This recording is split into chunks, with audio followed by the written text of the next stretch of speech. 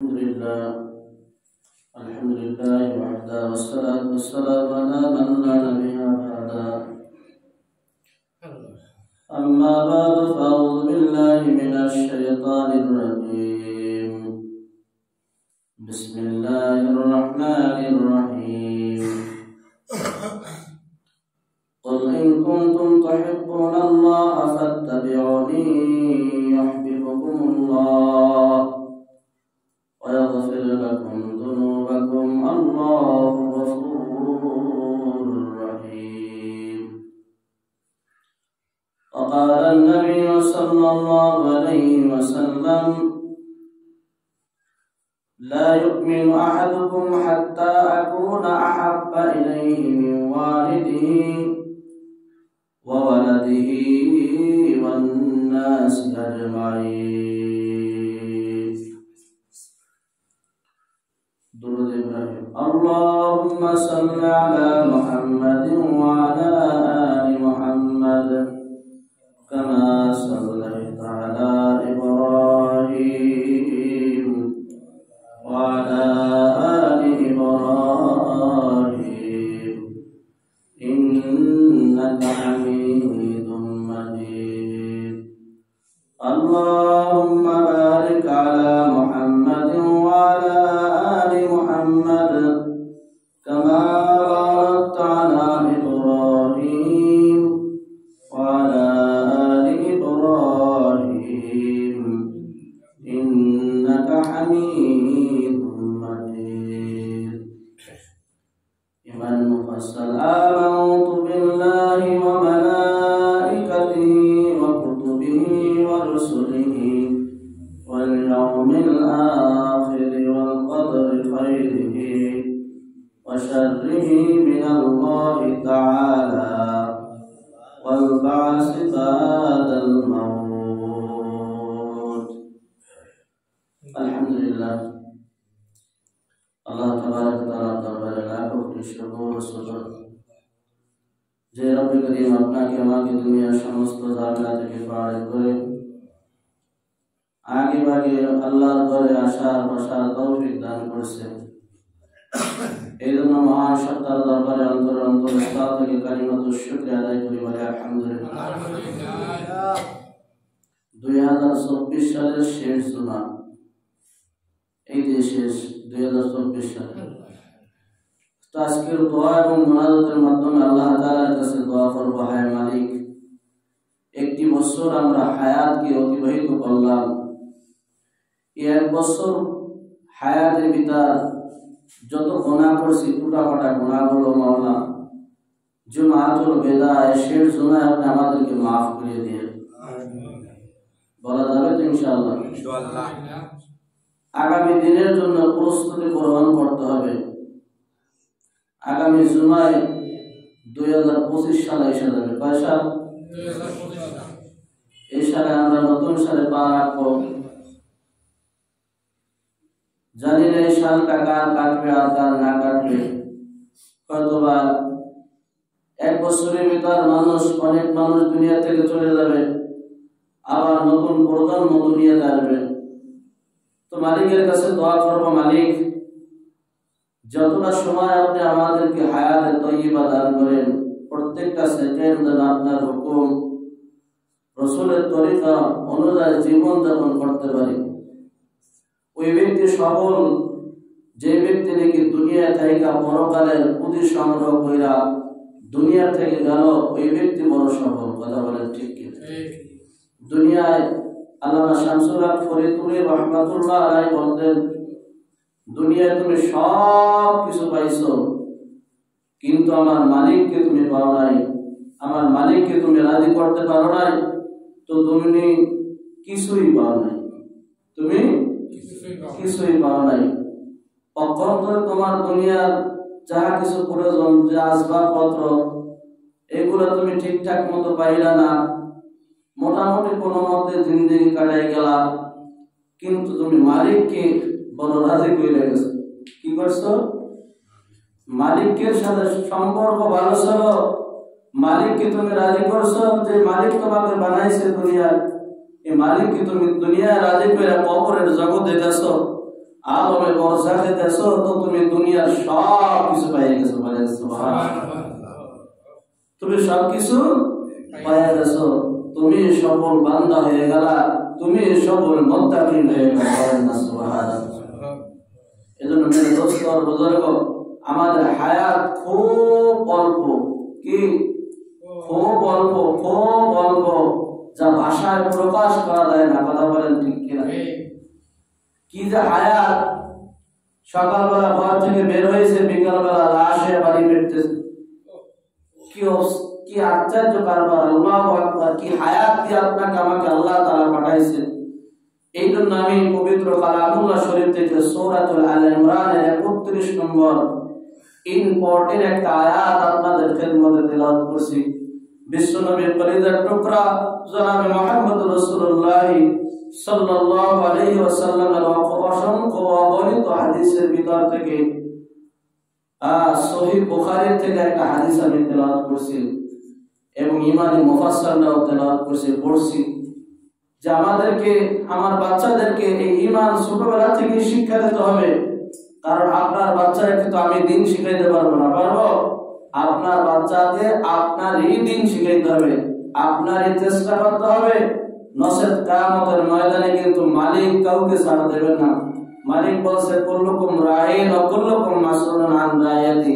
যদিও এটা হাদিসের ভাষ্য, যদি হাদিসের ভাষ্য হলে কথাটা আমার আল্লাহ, কার কথা? আল্লাহর কথা।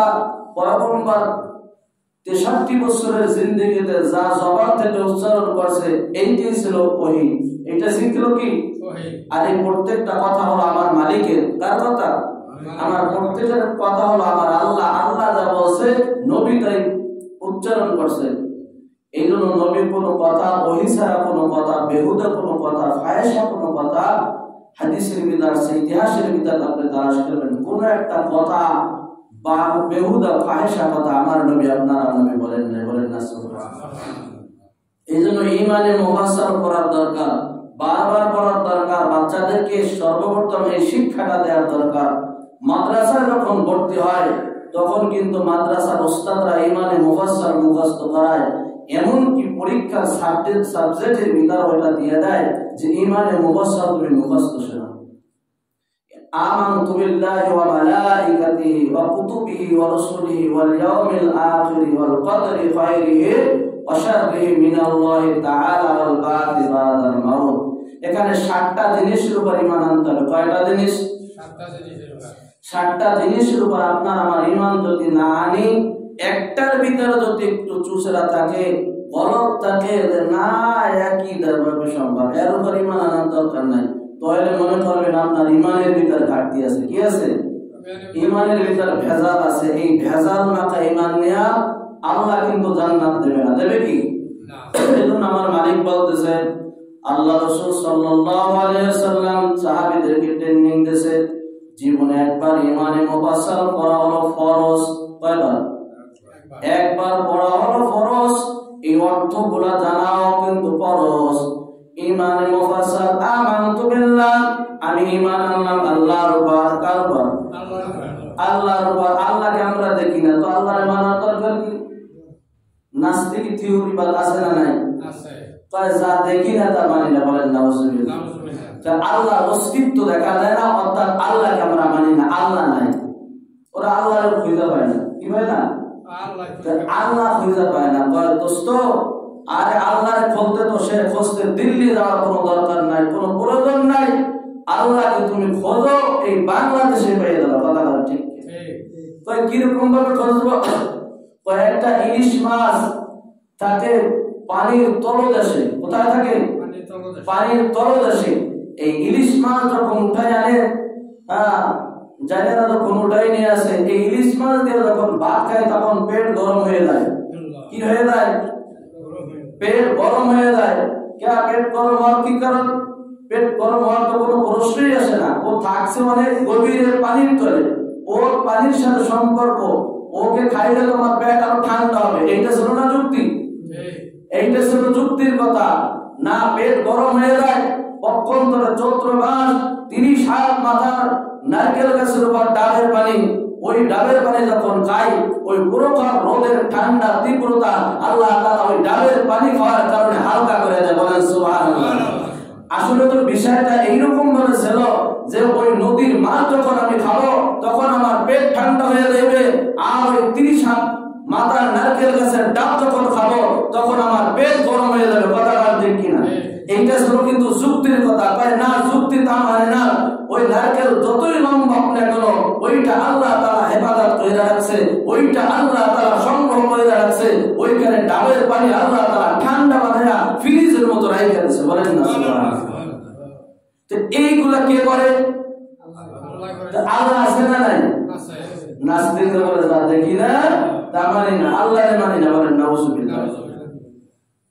আমানতু বিল্লাহি, আমি ঈমান আনলাম আল্লাহর প্রতি, ওয়া মালাইকাতি, এবং ফেরেশতার উপর আমি ঈমান আনলাম। কে ফেরেশতার উপর ঈমান আনলাম? হ্যাঁ, ফেরেশতার উপর ঈমান আনতে হবে। আল্লাহ তাআলা এই জমিনের ভিতর অসংখ্য অগণিত ফেরেশতা দ্বারা 24টা ঘন্টা নিয়ন্ত্রণ করতেছে। বলেন না সুবহানাল্লাহ। আপনার আমার শরীরের ভিতর অসংখ্য ফেরেশতা দিয়ে আল্লাহ তাআলা সকাল এবং সন্ধ্যা পর্যন্ত ডিউটি করে দিয়েছে। কই এই ফেরেশতা তো জীবনে দেখলাম না। দেখছেন আপনি ফেরেশতা? কয় যা দেখি না তা মানি না। বলেন নাউযুবিল্লাহ। তুমি দেখো আর না দেখো, আল্লাহ তাআলা কিছু ফেরেশতা তোমাদের কাছে সেট করে দিয়েছে। যেমন প্রসিদ্ধ দুইজন ফেরেশতা, ডান কাঁধে একজন ফেরেশতা আছে, বাম কাঁধে একজন ফেরেশতা আছে। কোরআনে পাকের ভিতরে বলে কিরামান কাতিবিন। বলেন না সুবহানাল্লাহ। এই দুইজন ফেরেশতা সম্মানিত ফেরেশতা। এই দুইজন ফেরেশতা সব সময় শুধু নেক আমল লিখতে থাকে। ডান কাঁধের ফেরেশতা নেক আমল লেখে, বাম কাঁধের ফেরেশতা সে শুধু গোদাই লিখতে থাকে। তো কিছু কিছু ফেরেশতা আল্লাহ তাআলা এইভাবে আল্লাহ তাআলা মানুষের কাছে সেট করে দিয়েছে। আল্লাহ তাআলা আসমান এবং জমিনের ভিতর অসংখ্য অগণিত ফেরেশতা বানাইছে, যা হিসাবের বাইরে। কথা বলেন ঠিক কি? পয়গম্বর বিশ্বনবী জনাব মুহাম্মদুর রাসূলুল্লাহ সাল্লাল্লাহু আলাইহি ওয়াসাল্লাম হযরত জিবরিল আলাইহিস সালাতু ওয়াস সালাম 24000 বার আসছে। কয়বার? 24000 বার। খেয়াল করেন দোস্তর বুজুর্গ, আপনার আমার নবীর কাছে 24000 বার 63 বছরের হায়াতে বুঝিতে জিন্দেগিতে আসছে। 24000 বার আল্লাহ রাসূলের কাছে যখন আসছে, সশরীরে সসুরাত নিয়ে আল্লাহ রাসূলের কাছে আসে নাই। মাঝে মাঝে দাঁড়িয়ে কলবের সুরাত নিয়ে আসে। কারণ ফেরেশতার রূপ যদি দেখে আল্লাহ রাসূল বেহুশ হয়ে যাবে। একদিন আল্লাহ রাসূল বলতেছে, ফেরেশতা জিবরিল, আমি তো তোমাকে সশরীরে দেখলাম না, আমি তোমাকে একটু দেখতে চাই। আল্লাহ রাসূল সাল্লাল্লাহু আলাইহি ওয়াসাল্লাম হযরত জিবরিল আলাইহিস সালামকে যখন এই প্রশ্ন করছে, আল্লাহ তাআলার হুকুমে ফেরেশতা জিবরিল বলতেছে, ইয়া রাসূলুল্লাহ, ইয়া হাবিবাল্লাহ, আল্লাহ তাআলা আমাকে 600 ডানা দান করছে। কত ডানা বলেন? 600 ডানা দান করছে। এই 600টা পাকা আমি যে করব, আসমান এবং জমিনের নিচে এমন কোন জায়গা নাই। বলেন না সুবহানাল্লাহ। শুধু আপনি আসমানের দিকে তাকান। পয়গম্বর যখন আসমানের দিকে তাকাইছে, একটা ডানা শুধু এইভাবে হাত করে দিয়েছে, আল্লাহু আকবার, আসমানের চতুর্দিক ছেয়ে গেছে। জিবরিল বলতেছে, ইয়া রাসূলুল্লাহ, ইয়া হাবিবাল্লাহ, আমার হায়াতের জিন্দেগিতে আমি একবার মাত্র আমার 600 ডানা আমি কাজে ব্যবহার করছি। বলেন না সুবহানাল্লাহ। আল্লাহ তাআলা মুমিন বান্দাকে যে জান্নাত দান করেন, ওই জান্নাতুল ফিরদাউস বানায়া হযরত জিবরিলকে বলতেছে, জিবরিল যাও এবার আমার জান্নাতটা একটু ভ্রমণ কইরা আসো, জান্নাতুল ফিরদাউসটা একটু ভ্রমণ করো। হযরত জিবরিল আলাইহিস সালাতু ওয়াস সালাম মালিকের হুকুমে জান্নাতুল ফিরদাউস এবার ভ্রমণ করার জন্য 600 ডানা এবার কাজে ব্যবহার করছে। একটা ডানা ফালাইবে, আবার একটা ডানা উঠাইবে। 1000 রাস্তা অতিক্রম কইরা যত দূর আমরা যাইতে পারি, বড় দ্রুতগামী যাইতে পারে, তত দূর পর্যন্ত হযরত জিবরিল ওই এক ডানা ফালাইয়া অন্য ডানায় বাড়ি মারল, ওই পর্যন্ত পৌঁছে যাবে। অদস্ত এই জিবরিল বলতেছেন, আল্লাহ রাসূল সাল্লাল্লাহু আলাইহি ওয়াসাল্লাম, আমার হায়াতের জিন্দেগির ভিতর মাত্র একবার আমি 600 ডানা খোলার সুযোগ পাইছি। যখন এই জান্নাতুল ফেরদাউস বানায়া কমপ্লিট, এত বড় জান্নাত একটা মুমিনকে দেওয়া হইবে। আল্লাহ তাআলা বলতেছে, যাও জিবরিল, দেখো আমার জান্নাতটা কত সুন্দর করে আমার মুমিন বান্দার জন্য বানাইছি, তুমি একটু পায়চারি কইরা আসো, তুমি একটু কইরা আসো, আমার হাবিবকে এই মেসেজটা দেবা। আমার হাবিব দেখা দেখা তার উম্মতকে বইলা দেবে, ওয়াইনা সুবহানাল্লাহ। তো এই জান্নাতের ভিতরে একটা মাঠ আছে, যে মাঠের নাম হলো ময়দানে মাজিদ। কি নাম বললাম? ময়দানে মাজিদ। তো এই জায়গাতে হযরত জিবরিল আলাইহিস সালামের কষ্ট হয়ে গেছে। কি হয়ে গেছে? কষ্ট হয়ে গেছে। তো এই 600 ডানা এইভাবে ফালাইছে আর উঠাইছে। জিবরিল বয়ান করতেছে পয়গম্বরের কাছে, পয়গম্বর, একদিন না, 2 দিন না, 3 দিন না, 4 দিন না, 1 মাস না, 2 মাস না, 10 মাস না, 15 মাস না, 70,000 বছর পর্যন্ত আমি জিবরিল জান্নাত ভ্রমণ করছি, কিন্তু আমি জান্নাতুল ফেরদাউস ভ্রমণ করে শেষ করতে পারিনি। সুবহানাল্লাহ। চিন্তা করেন কি বানাইছে মালিক, চিন্তা করতে পারেন? এই জন্য ফেরেশতা দেখি না, আর ফেরেশতা নাস্তিকরা বলে যা দেখি না তা মানি না।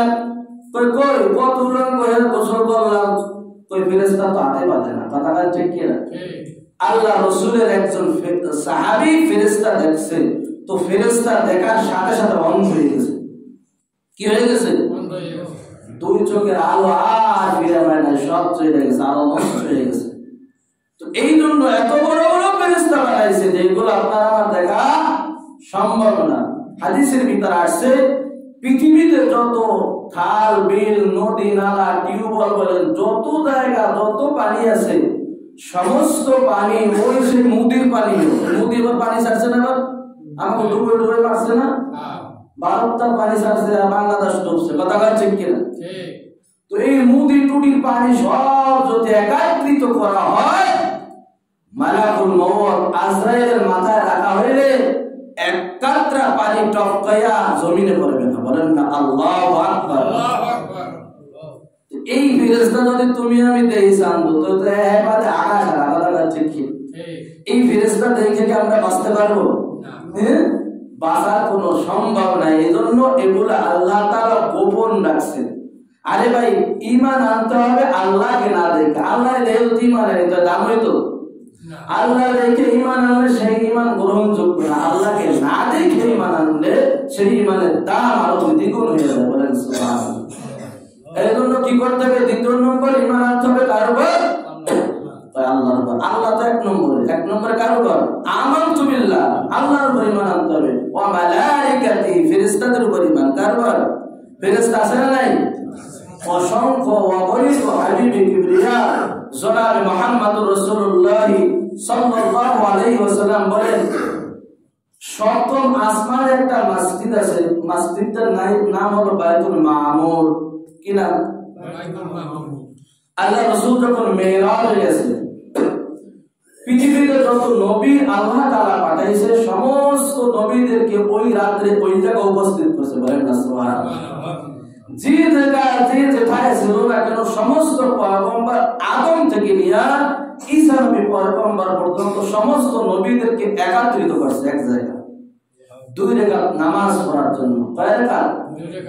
2 রাকাত নামাজ পড়ার জন্য এখানে সমস্ত নবীদেরকে ওখানে উপস্থিত করছে।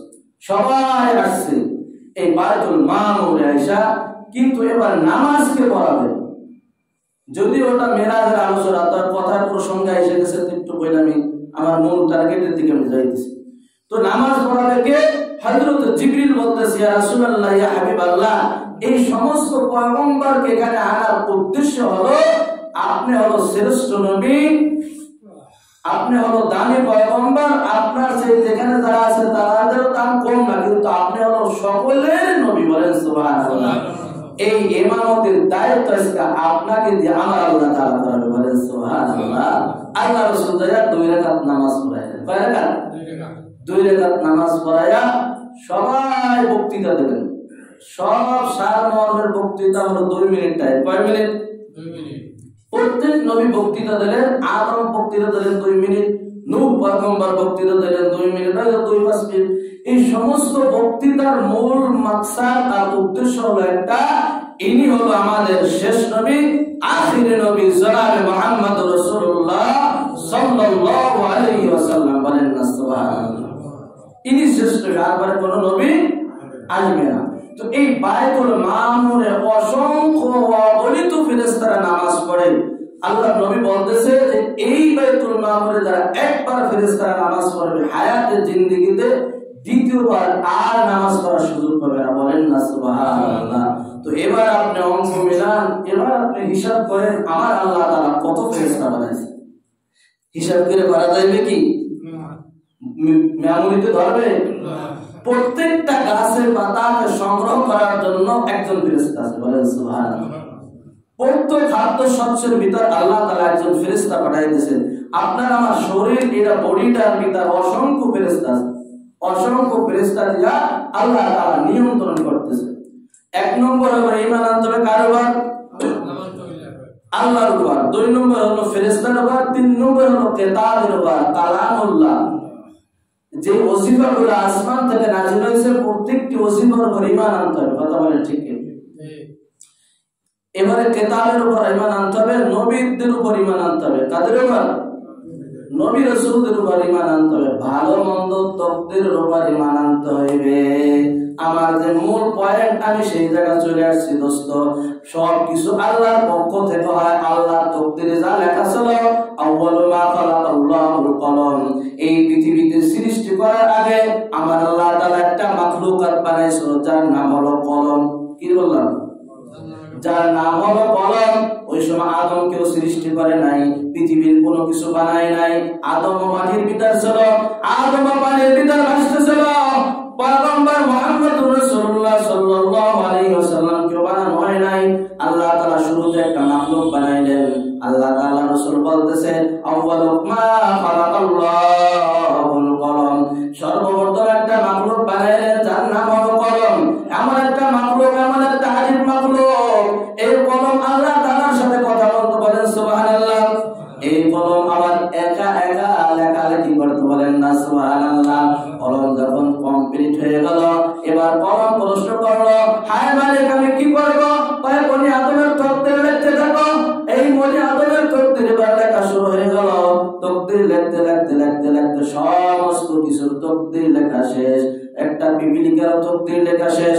আসমানে কতদিন সূর্যগ্রহণ হবে তাও লেখা শেষ। জমিনে কতদিন সূর্যের আলো আসবে, কিরণ আসবে তাও লেখা শেষ। কে কোথায় মৃত্যুবরণ করবে, কার রিজিক কোথায় খতম হবে, কে কোথায় যাবে, কার মৃত্যু কোথায় হবে, ওই কলমের ভিতর সব কিছু লেখা হয়ে গেছে। কলমের লেখা সব কিছু লেখা শেষ। জাব্বাল কলম, কলম শুকিয়ে গেছে, কলমের কালিও শেষ হয়ে গেছে, আমলনামাগুলো সব কিছু লেখা হয়ে গেছে। আল্লাহ তাআলা এইটা একটা ফেরেশতার মাধ্যমে আল্লাহ তাআলা কুদরতিভাবে সংগ্রহ করে রাখছে। বলেন না সুবহানাল্লাহ।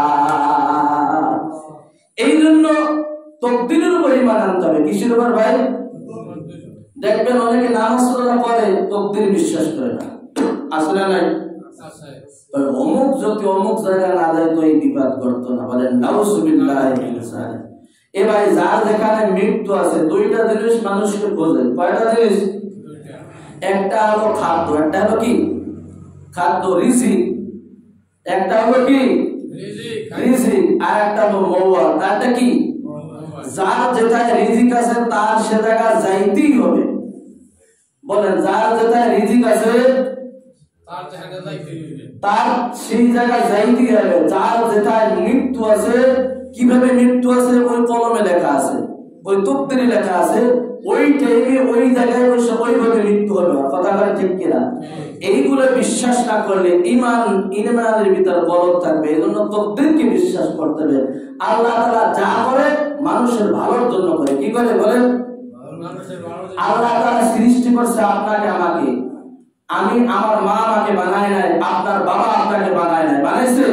বানায় নাই। যেহেতু কারিগর আমার আল্লাহ, তো আল্লাহ মা বাবার চাইতে বেশি দরদ আমার আল্লাহ। কথা বলেন ঠিক কি? আমি কালকে বয়ানে বলতেছিলাম যে আজরাইল আলাইহিস সালাম যখন নাকি সাদ্দাতের আম্মার জানটা কবজ করতেছিল, তখন আজরাইল কাঁদতেছিল। কি করতেছিল? কাঁদতেছিল।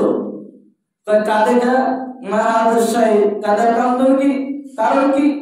কারণ হলো এইটা, সাদ্দাত এখনো মায়ের গর্ভে। কোথায়? সাদ্দাত এখনো দুনিয়ায় আসে নাই, সাদ্দাত এখনো মাতৃ গর্ভের ভিতরে আটকানো, এখন তো আমার তার ডেলিভারির সময় হয় নাই। এই অবস্থায় সাদ্দাতের মা জাহাজে উঠছে। কোথায় উঠছে? জাহাজে ওঠা সমুদ্র পাড়ি দেওয়ার জন্য বা ভ্রমণ করার জন্য উঠছে। তো হঠাৎ এই জাহাজ যখন উঠছে, সমুদ্রের ভিতর তুফান শুরু হয়ে গেছে। কি হয়ে গেছে? তুফান শুরু হয়ে গেছে। তো এক পর্যায়ে ওই জাহাজটা ডুবে গেছে। কি হয়েছে ভাই? তকদির বিশ্বাস করতে হবে। তকদিরের উপর ঈমান না আনলে ঈমানের ভিতর ভেজাল থাকবে, ঈমান গলত থাকবে। কথা বলেন ঠিক কি? এই জন্য বেশি বেশি ঈমানের মুযাকারা করা, ঈমান যাতে পারে এই দিনের বেশি বেশি মুযাকারা করতে হবে। এখন তো আমরা ঈমান লালন করি না, এই জন্য মুসলমানের ঘরে খ্রিস্টানের জন্ম হইতেছে। কথা বলেন ঠিক কিনা?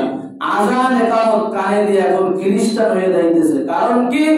এই খ্রিস্টান হওয়ার কারণ বাপ মার কিছু দায়িত্ব আছে, এই বাপ মা এগুলো পালন করে না বিধায় সন্তান খ্রিস্টান হইতেছে, সন্তান আজকে কাদিয়ানি হইতেছে, সন্তান আজকে কি করতেছে? ও দোস্ত, আজকে অন্য পথ অবলম্বন করতেছে, আজকে অন্য ধর্ম গ্রহণ করতেছে। এই অবস্থায় খোদা না খাস্তান যদি বাইতুল্লাহ যে হাজিরা দেয় আর মুহাম্মদুর রাসূলুল্লাহ সাল্লাল্লাহু আলাইহি ওয়াসাল্লামের কবর জিয়ারত করে, তো আল্লাহ রাসূল বলবে, হে আমার বাঙালির উম্মতরা, তোরা কোথায় রইলি? এরা মুসলমানের ঘরে জন্ম হইয়া, এরা কাদিয়ানি হইয়া কেন আমার কবরের কাছে আসলো? কথা বলেন না? কি জবাব দেবেন ওই সময়? জবাব দেওয়ার কোনো কিছু আছে? কিচ্ছু নাই। ওই সময় কিন্তু আল্লাহ রাসূল আপনার আমার উপর নারাজ হয়ে যাবে। কথা বলেন ঠিক কিনা? এই জন্য আপনার সন্তান দায়িত্ব, আপনার সন্তান যেন কোনো কাদিয়ানি না হয়, আপনার সন্তান যেন খ্রিস্টান ইহুদি না হয়, এর খুব খেয়াল রাখতে হবে। কথা বলেন ঠিক কিনা? তো বলতেছিলাম সাদ্দাত এখনো মায়ের গর্ভে দুনিয়া আসে নাই। এই অবস্থায় জাহাজ ডুবে গেছে, ঢেউয়ের বাড়িতে সাদ্দাত দুনিয়ায় এসে গেছে, ডেলিভারি হয়ে গেছে। আল্লাহু আকবার। সাদ্দাত দুনিয়া আসছে, মালিকের হুকুম হয়ে গেছে, আজরাইল যাও তার মার জানটা কবজ করে ফেলাও। এই অবস্থায় তার মার জান কবজ করো, সাদ্দাত রাতে কাঠের উপর বসায় রাখো, আমি সাদ্দাত আমি বাসায় রাখবো। আল্লাহু আকবার কাবীরা। আল্লাহ তারে বাসায়, পৃথিবীর কেউ তারে মারতে পারে না, আর আল্লাহ তারে মারবে, পৃথিবীর কেউ তাকে বাঁচাইতে পারবে না। ওই অমুক জায়গা না গেলে এই অঘটন ঘটতো না। এটা হলো কুফরি কথা। এই তকদীরের ভিতরে যা আছে ওই জায়গায় তোমাকে নিয়ে যাইবে। কয় বাইতুল্লাহ গেলে আমার মৃত্যু হতে পারে, এই জন্য বাইতুল্লাহ আমি হজ যাব না। এত বড় কবর করা আর জগতে হইতে পারে না। তোমার বাইতুল্লাহ যদি মৃত্যু থাকে, কসম খোদার, আল্লাহ তাআলা তোমাকে বাইতুল্লাহ টান দিয়া ওইখানে তোমার মৃত্যুবরণ করাবে। আর ওই মৃত্যু পৃথিবীর সমস্ত মৃত্যুর থেকে দামি মৃত্যু হয়ে যাইবে। অনেক আছে না, বাপ বুড়ো হয়ে গেছে, হজ ফরজ হয়ে গেছে, এখন হজ করায় না, কয় না বাইতুল্লাহ যাই যদি মহিলা যায়। বাইতুল্লাহ যদি মরে, আর ঘরে থেকে মরবে না? ঘরে থাকলে মরবে না? তাই ঘরের মরা আর বাইতুল্লাহর মরা কি এক পালায় মাপবেন আপনি? মাপবে, আপনি মাইবেন।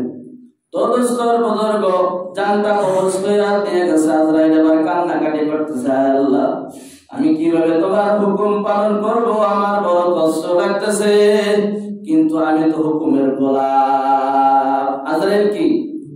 হুকুমের গোলাম। আল্লাহর হুকুম হয়ে গেছে, ইদা জাআলুম লা ইস্তাখিরুনা সাআতাও ওয়া লা ইস্তাকদিমুন।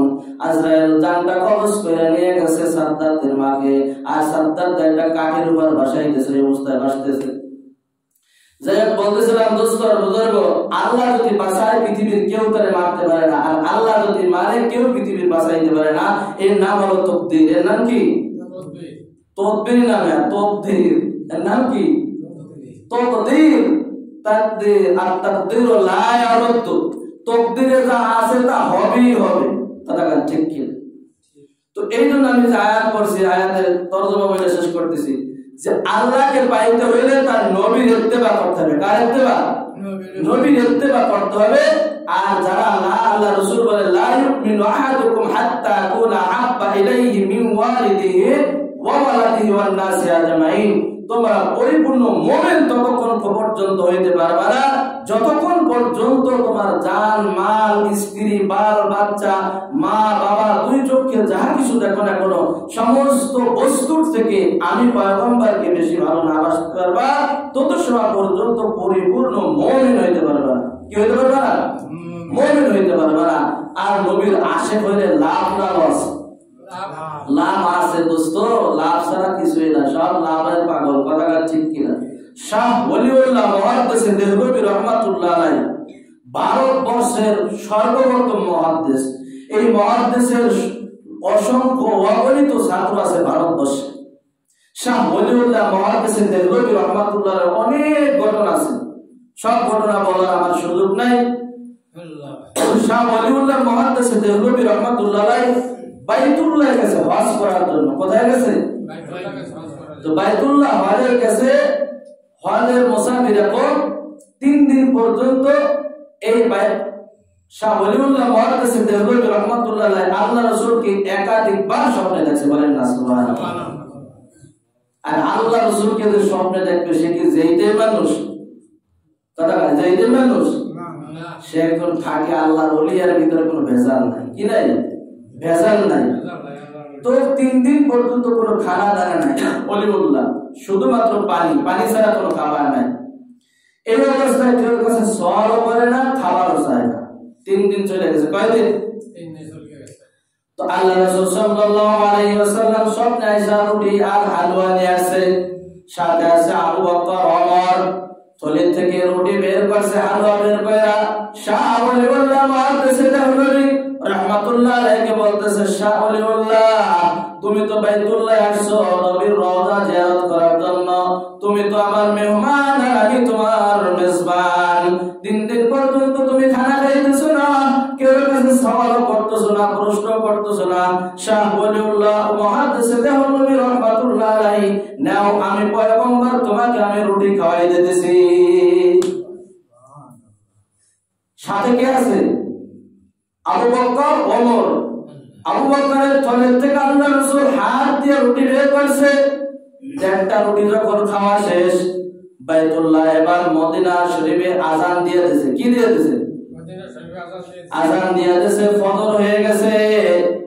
ওই 1টা রুটি রাইখা আল্লাহ রাসূল চলে গেছে। ও দোস্ত, সকালবেলা ঘুম থেকে উঠে দেখে দে ওই রুটি কিছু খাইছে আর কিছু হাতে এই অবস্থায় রাখছে। বলেন না সুবহানাল্লাহ। হযরত আলী রাদিয়াল্লাহু তাআলা আনহু মৃত্যুর পরে নবীজি একদিন স্বপ্নে তাকে খেজুর খাইয়েছে। আলী রাদিয়াল্লাহু তাআলা আনহু দেখে সকালবেলা যখন ঘুম থেকে উঠছে দেখে গালের ভিতর খেজুরের বিচি। বলেন না সুবহানাল্লাহ। ফায়দায়ে আমল যিনি লিখতেছে, দুরুদের আমল উনি লিখতেছে আল্লামা জাকারিয়া রাহমাতুল্লাহ আলাইহি। হঠাৎ কিতাব লিখতেছে, লিখতে লিখতে একটু তন্দ্রা হয়েছে। অনেক সময় আমরা কাজ করি, কাজ করার সময় বাকি ঘুমাই যায়, আসে না? নাই। এই অবস্থায় আল্লাহ রাসূলের দিদার হয়ে গেছে। আল্লাহ রাসূল বলতেছে, হ্যাঁ জাকারিয়া, আমি তোমার উপর সন্তুষ্টি আছি, তুমি আমার উম্মতের খেদমত করতেছো, আমি তোমার উপর রাজি আর খুশি আছি। বলেন না সুবহানাল্লাহ। জাকারিয়া রাহমাতুল্লাহ আলাইহি আল্লাহ রাসূল সাল্লাল্লাহু আলাইহি ওয়াসাল্লামের কাছে এসে আমাকে সান্ত্বনা দিতেছে। বলেন না সুবহানাল্লাহ। এজন্য অসংখ্য ওলি আল্লাহরা আল্লাহ রাসূলকে স্বপ্নে দেখছে, আল্লাহ রাসূলের খাবার তারা হাতে খাইছে। কথা গান ঠিক কিনা? আল্লাহ রাসূলের খাঁটি আশিক যদি হইতে পারে, ও দোস্ত, খানা না খায় আল্লাহ রাসূল কিন্তু হাউজে কাউসারের পানি তোমাকে আমাকে পান করাবে। কথা গান ঠিক কিনা? কিন্তু যদি কাদিয়ানি তরলে দাও, আল্লাহু আকবার, আল্লাহ নারাজ হয়ে যাইবে, রাসূলও বেজার হয়ে যাইবে। এই জন্য একটা স্লোগান বাচ্চাদেরকে মুখস্থ করে দেবা, নবীর পরে নবী নাই, সংসদে আইন চাই। বলেন নবীর পরে নবী নাই, সংসদে আইন চাই। কাদিয়ানীরা নবী নাই, এরা ভণ্ড, এরা কাচ্চাপ। এদেরকে যারা নবী বলবে তারাও ভণ্ড, এদেরকে যারা কাফের বলবে না তারাও কাফের। এজন্য কাদিয়ানীরা কি? কাফের, কাফের, কাফের, কাফের। বলেন কাদিয়ানীরা কি? কাফের, কাফের, কাফের। এই কাফেরদের হাত থেকে আপনার আমার কোনো জন্ম যারা আছে আপনারা বুঝবেন না। ও দোস্ত, ইহুদি আর খ্রিস্টানের চক্রান্ত হলো মুমিনের কলবের উপর। কোথায়? মুমিনের কলবের উপর আর খ্রিস্টান যারা আছে এরা ওইগুলাকে নষ্ট করার পায়ে তারা চলতেছে। আল্লাহ তাআলা আমাদের প্রজন্ম বাচ্চাদের ঈমানকে হেফাজত করে বলেন আমিন। প্রজন্ম ঈমান নিয়ে কবরে যাওয়ার তৌফিক দান করে বলেন আমিন।